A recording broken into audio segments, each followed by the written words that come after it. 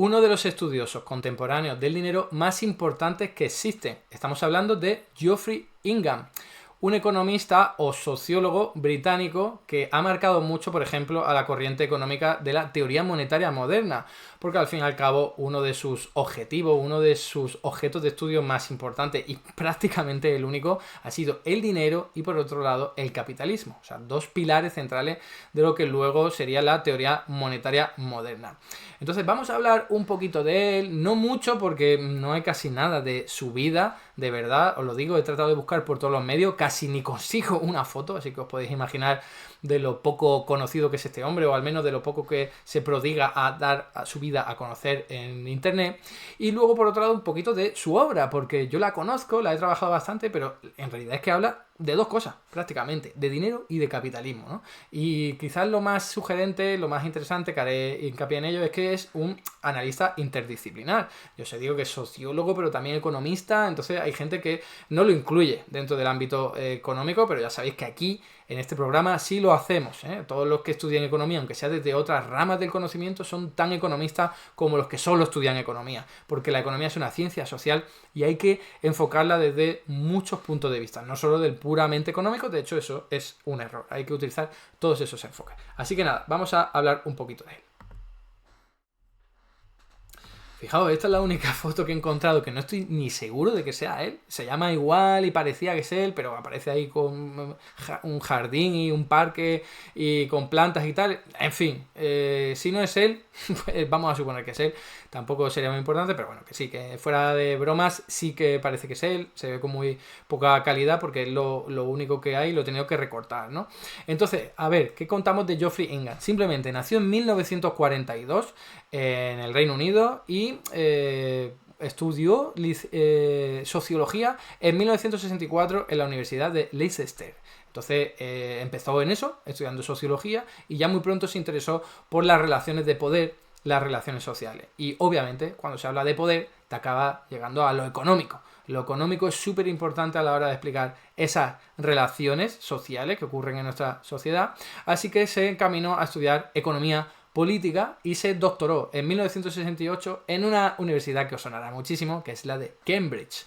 Lo que pasa que es que este hombre, como estaba en otro departamento, era otra rama del conocimiento, no tengo constancia de que conociera a los típicos economistas post-keynesianos de los que tanto hemos hablado, ¿eh? Lo he tratado de buscar por ahí, pero ni idea. No creo tampoco, pero ya os digo que a pesar de aparecer aislado en Cambridge, ya os digo que ha sido un referente muy importante para la teoría monetaria moderna, que también bebe del post-keynesianismo. Entonces, tampoco sería una locura estando en la misma universidad y hablando de cosas semejantes como el dinero que hubiesen coincidido, pero no hay obras conjuntas, no hay registros que yo haya encontrado de que convivieran, entonces lo dejamos ahí. Sospecho que sí, pero no lo sabemos, ¿no?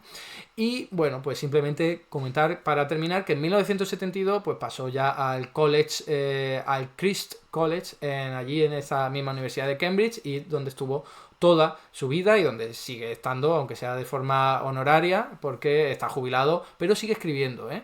Y la verdad es que siempre de lo mismo, como ya os comentaba. Entonces vamos a hablar de sus obras más importantes. Aquí tenéis la primera, con la que se hizo más o menos conocido, teniendo en cuenta que no es una persona muy conocida, ojalá lo hubiera sido mucho más, ¿no? Desde esta época que ya es 1984, este de los primeros libros que escribe, y fijaos, es el capitalismo está dividido, la ciudad y la industria en el desarrollo social británico. Entonces, en este libro lo que hace es analizar el vínculo que hay entre el sector industrial y el financiero en el Reino Unido. Estamos hablando de un componente muy de economía financiera, te estás fijando en la financiarización de la economía, ubicados en esta época del tiempo.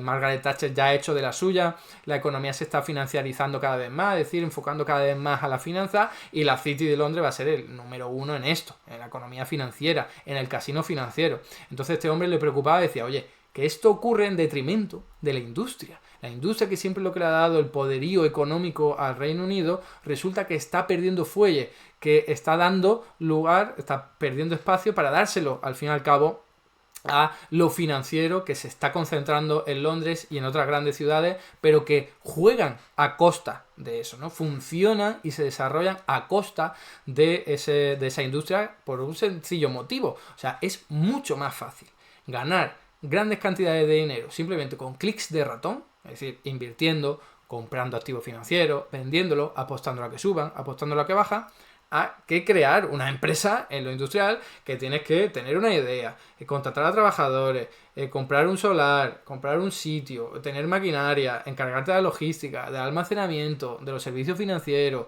del marketing, de la venta, en fin, ¿me entendéis por dónde van los tiros, no? Al fin y al cabo esta es la tesis de este hombre, muy mantenida por muchísima otra gente, no es que sea algo muy original, pero la verdad es que se centra en el ámbito del Reino Unido en un contexto muy particular y dais la clave. Al fin y al cabo lo que está diciendo es, el futuro no va a ser como el de ahora porque se está desindustrializando el Reino Unido para dar lugar a esto que va a acabar muy mal, porque se basa en el dinero que ya Geoffrey Ingham conocía muy bien, como una relación de poder, como un constructo social que no podía dar buenos resultados en términos económicos, ¿no? Entonces aquí lo tenéis, esa primera gran obra que habla de esta dicotomía entre uno y otro, y cuando vamos a ver ahora Reino Unido en pleno 2024, pues parece que hay que darle la razón a Geoffrey Ingham, ¿no? Se encuentra en una situación de declive y es básicamente en buena medida por esto, ¿no? Ahora tenemos este libro que es el más importante de todo. Yo me lo conozco muy bien, lo he tenido que trabajar bastante para mis investigaciones. Es del año 2004 y fijaos que el título es súper simple: La naturaleza del dinero. Y es que da la clave. Geoffrey Ingham hace una crítica bestial, de las más pioneras que hay, a la visión del dinero mercancía que existe y que siempre ha existido, desde Aristóteles, pasando por Adam Smith, luego por Karl Menger, incluso por Karl Marx, que mantenía siempre esa visión del dinero como mercancía. Y este hombre, Geoffrey Ingham, tiene una visión increíble y dice, a ver, ¿qué me estáis contando? Si esta visión de que el dinero se creó como una mercancía para superar los inconvenientes del trueque, la típica cantinela esa que todos tenemos en la cabeza y que se enseña siempre en las facultades de economía, pero que nos hemos encontrado también en libros por ahí de divulgación y documentales, en realidad está basada en un razonamiento lógico que puso en boga Aristóteles. Aristóteles fue el primero, pero claro, lo hizo miles de años después de que se creara el dinero y siglos después de que se crearan las monedas. Entonces Aristóteles no lo sabía, él hablaba un poco de oída, de imaginación, dijo, pues esto fue así, y la gente lo ha repetido, ¿vale? Es una cultura clásica que se ha repetido a lo largo de los siglos, con Adam Smith, después de la Edad Media, de la época moderna y contemporánea, y eso es simplemente un razonamiento lógico. Yo me imagino que antes utilizaban el trueque y pasaron a utilizar un elemento común denominador para superar los inconvenientes del trueque. Pero yo me lo imagino, yo no tengo pruebas, yo no soy arqueólogo y te estoy aquí demostrando lo que hay, pero Geoffrey Ingham acude a investigaciones arqueológicas que ya son muy potentes en esta época, a diferencia, ¿no?, con lo que había ocurrido antes, y dice, oye, que es que los arqueólogos no encuentran ninguna evidencia empírica de que hubiese algo como el trueque articulando y estructurando una sociedad. Así que esto tiene que ocurrir de otra forma. De hecho, los arqueólogos nos hablan mucho de un constructo social en unidades monetarias que vertebra la sociedad y que se parece mucho más al dinero de lo que nos cuentan, hablando de ese dinero mercancía. Y ahí es donde Ingham da en la clave y dice, el dinero no es una mercancía, es simplemente un constructo social.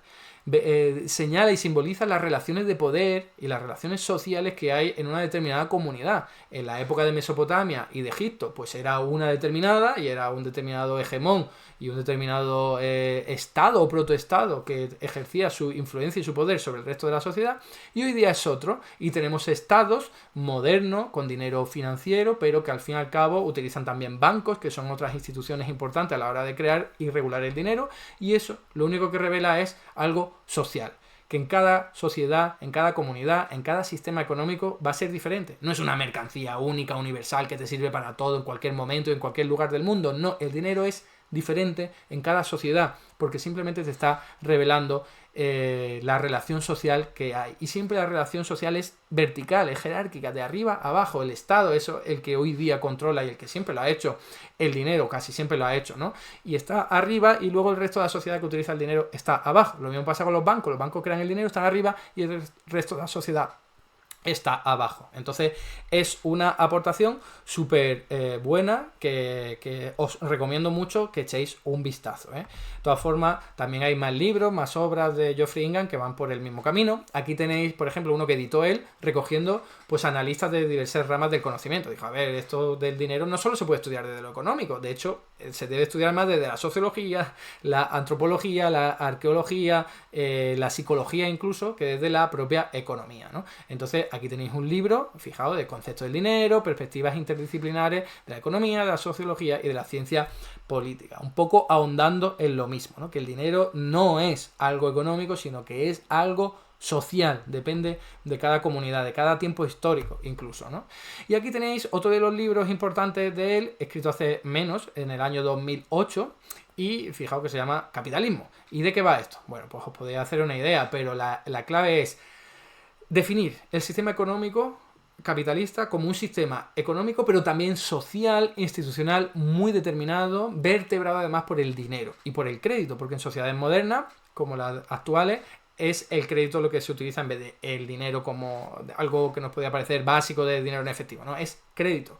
Y te dice, oye, que el capitalismo ha funcionado y se ha erigido y sigue desarrollándose a través del crédito. Si no hubiese crédito garantizado por los bancos o por los estados, no podría haber capitalismo. Fijaos qué diferente es esta visión de la visión convencional que te dice, el dinero es simplemente un velo de las transacciones. Es algo neutral, no tiene que afectar, y si creas mucho dinero, pues inflación, porque no sirve para nada, no tiene nada que ver. Bueno, pues esta visión es, oye, el capitalismo es consustancial al dinero. Y la gente que siempre en economía te ha estado hablando de que el dinero es una mercancía, no tienen idea, no daban en la tecla, porque el dinero es simplemente una relación social, es una deuda y un crédito entre una persona y otra. Para uno es una deuda, para uno es un crédito, y es simplemente una relación de poder, insisto, jerárquica, que se trata de colectivizar y utilizar de forma colectiva, y que sirve para muchas cosas, pero no deja de ser un constructo social, ¿no?